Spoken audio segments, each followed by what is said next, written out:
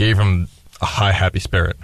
We're going to take a quick break on the brighter side on 90.3 WHPC. Today, our guest is NCC student and host of The Home Stretch, Andrew Zucker, who is sharing his life story with us. We will continue with that when we come back from our break. Dear John, I was hoping it wouldn't come to this, but you've left me no choice. I'm leaving. Uncontrolled high blood pressure is really serious, and lately you seem to really not care. I've been there for you since day one, and I know you think I'm gonna keep ticking. But no, my friend, I can quit whenever I want. Why can't we get back to the good times, when we were more active and ate more healthy foods, and you checked on me every once in a while? Is that too much to ask? I don't want to leave, but unless you stop ignoring me, what else am I supposed to do? Remember, when I quit, you quit. Sincerely, your heart. Listen to your heart. Don't let it quit on you. Doing the minimum to control your high blood pressure isn't doing enough. High blood pressure can lead to a stroke, heart attack, or death. Get your blood pressure to a healthy range before it's too late. Find out how at heart.org/blood pressure. Check, change, control. A message from the American Heart Association, the American Stroke Association, and the Ad Council. Welcome back to The Brighter Side. I am your host, Sarah Albertson. Today, our guest is NCC student and host of The Home Stretch, Andrew Zucker. Andrew, I believe when we left off, we were talking about your life story. And I'm sorry to hear about the loss of your friend, but you definitely made us realize that when natural disasters happen or just anything that's so devastating happens, that a community can come together and help each other heal and, raise money and do all these amazing things. It's, sadly these days, it's not until something bad happens that you see who's in your life, who's there to help you, who's willing to be there, and, you really start to appreciate those people. So my question for you is, you were obviously there when the attack happened. You were just going on about your basic day. Now you had to come home from this eventually. So how did you yourself personally, handle all the emotions? How did you recover yourself? It must have been traumatizing. You're so young, and, to lose somebody when you're away is difficult. Well, I want to clarify a little. I wasn't physically there when the attack occurred. I was about 30 miles away. So it's even a little more different for me than it was for my friends that actually went through it. But for me, I wasn't from an outside perspective because he was my roommate and those are my friends that were there, and I was within the school. So there was essentially three waves of understanding of how this went down. There were the people that were there. There were the close family and friends and the people that were in Israel with him and who had seen him 20 minutes before. And then there's the people stateside who were just mourning. And each person each group takes it differently. Every person takes things differently. But at the end of the day, everyone comes together. It doesn't matter if you were there or if you were in Boston, California, Prague, Norway, Spain. It didn't matter. The family had support flowing in from literally all 7 continents of the world. And one of the more interesting supports that they got, or one of the more interesting phone calls of support that the Schwartz family received, was actually an imam from Boston who lived right near the Schwartzes, and his I guess you could say his house of prayer, his mosque was right near the family, wrote a letter to the family stating, this is not Islam as a whole. The man that killed your son, who woke up, I think it was his 20th birthday that morning, and he decided, for my 20th birthday, I'm going to kill someone. And this imam said, that man who killed your son and friend and brother and child, he does not represent us. And if you need us, we are here for you. And if I'm not mistaken, I know that a certain number went, but I'm pretty sure it's between 100 to 200 congregants from that imam's mosque actually went to attend Ezra's funeral. And they stood outside the synagogue out of respect because they didn't think that the family would want them there. But they stood outside, and the imam went and met with the family afterwards and donated some money to help the family. And he tried to console them and everything. So it's very nice to show that, every section of every religion, every nation, there's always bad, no matter what. And you never really know where something can come from, when an attack is going to occur or anything. But don't judge an entire sect of religion or people just based on the actions of 5 men, 1 man, 7 men, or women. Look on the brighter side. Look at the entire group as a whole. 1 man killed 3 people that day.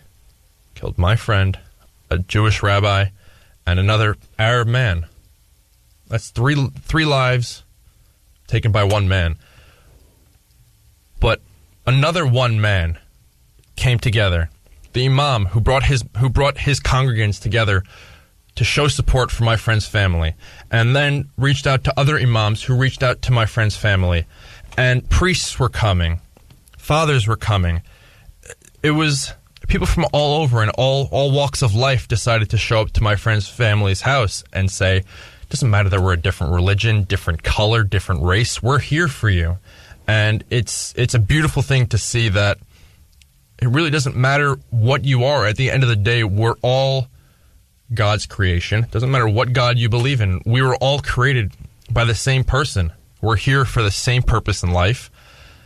And we're here anyway. We might as well get along. Right. I think that's a great point that you brought up. We all have to live on this world. It's not like we get to choose where we're going to live. We have a choice. We can either live in harmony or we can live in pain. And, which way would you rather go? You'd rather live in harmony. I mean, I don't know anybody else that would want to live in pain. And it's hard because, as much as we try our best, we're never going to obviously achieve harmony, but we can always make it better, and we can always continue to work to make it better. Exactly. No one wants to become another statistic. No one wants to just be another number upon a list. We should all strive. If half as many people in the world had the outlook on life that you do, Sarah, the happy-go-lucky, everyone get together, then this world would be so much better. But sadly, it's not. I don't know really how exactly we can change that. It's upsetting. There's no real answer to it, and that's the truth. But, we can always just continue to work hard, and we can continue to make better, and we can continue. Because you know what? As much as we are going to continue and we might not find the answer, it's better than just sitting back and watching everybody fight. Yes. And they're just pulling back for a second. I was reading a beautiful quote last night, actually. Former French President and Prime Minister Jacques Chirac once said, "Terrorism has become the systematic weapon of a war that knows no borders and seldom has a face." And that's right. We've seen in Brussels, San Bernardino, France, New York, France again. Terrorism isn't just here. It's not just in America. It's not just in Israel. It's everywhere. You have San Bernardino, which happened last year. You have 2 attacks in France. You have an attack in France that just occurred very recently where 1 cop was stabbed by a man. Right. It's not just within one area. Yes, terror attacks do occur every single day, and they're not widely known. They're only within Israeli media because most media outside of Israel doesn't really care to pick it up. But terror attacks occur everywhere and every single day.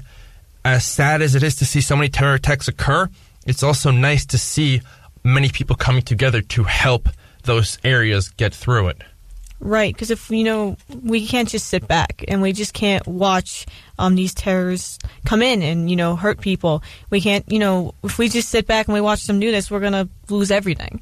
So we have to band together and we have to fight together and we have to stand together because that's the only way you're going to bring them down. Exactly. If we stand on the side, and if every single person stood on the side and said, "Oh, I'll let someone else take care of this," who's going to be there to fight for us? Who's going to be there to fight for unity and harmony amongst humanity? Peace can decrease the amount of deceased is something that I just was discussing in a class a few weeks ago, and it's quite true. Peace can decrease the amount of deceased. We're never going to have the full world at peace. It's just against everyone's nature. But if we can get 50, let's even stretch it to 60, 70% of the world to just try and live in harmony. The world would be such a better place. And we wouldn't see as much violence and hate. And it would just be nice. We can save more lives. So many innocent people like your roommate, lost their lives to something that we can avoid. And, I could never imagine the pain that all your friends went through, the family.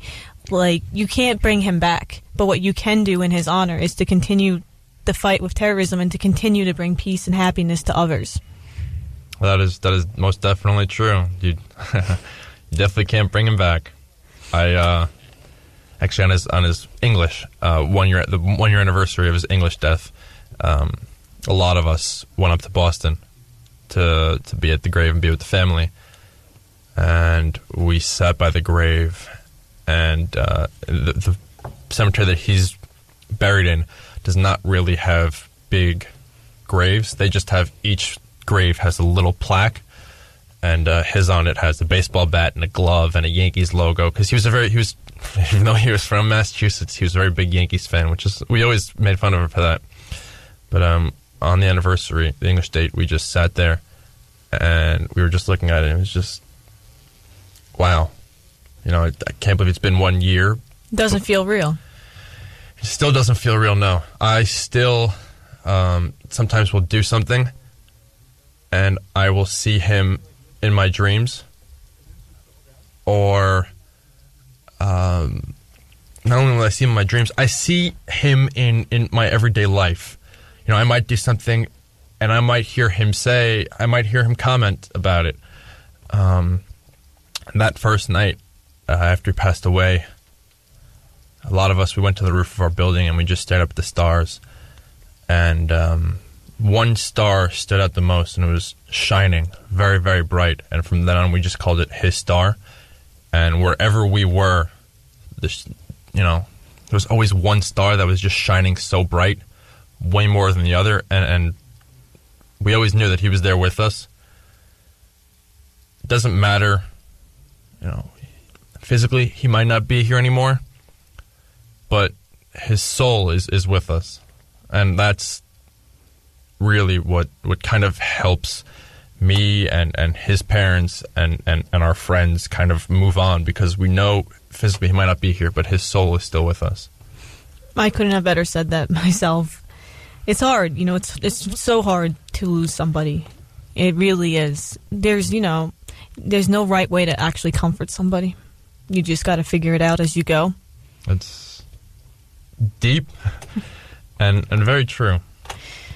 Andrew, I want to thank you so much for joining me today on The Brighter Side and for opening up about your life story and what you have experienced. But you really did show us that when life gives you a tough challenge and a tough road, that, there are people out there that are going to love and help you and get you through it, and that people will come together to help each other more. And that's so important these days, because if we don't have that, I don't know what we would have.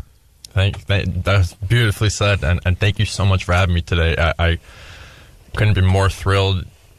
I love the show and everything that it stands for, and it just helps me go on every day knowing that other people do care about what goes on in the world. And what you do is a beautiful thing. Thank you very much for having me. You're listening to The Brighter Side on 90.3 WHPC. We thank you for listening.